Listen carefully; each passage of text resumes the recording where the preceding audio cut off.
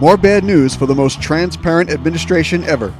Raymond Maxwell is a former State Department Deputy Assistant Secretary and supporter of President Barack Obama.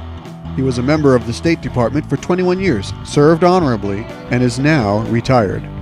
After the Benghazi scandal, where 4 Americans were killed, including Ambassador Chris Stevens, congressional committees went into high gear investigating the State Department. Mr. Maxwell walked in on a suspicious weekend meeting being held in the basement, to which he was not invited but had heard about.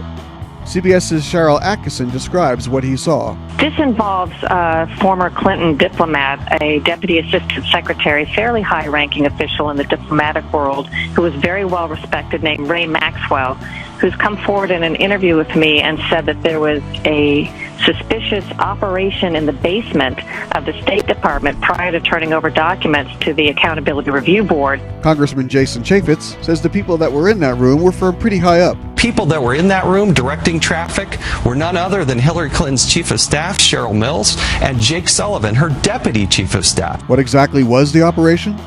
When Mr. Maxwell asked a staffer what was going on, she replied, quote, "We are to go through these stacks and pull out anything that might put anybody in the front office or the 7th floor in a bad light," end quote. The 7th floor being a reference to the location of the offices of Hillary Clinton herself and her immediate staff. They were purging files and documents before turning them over to investigators under the direction of Hillary Clinton's chief of staff, Cheryl Mills. Probably not a smidgen of corruption here either. Thanks for listening, and be sure to catch the weekly Ray Warner Show and subscribe at theraywarnershow.com.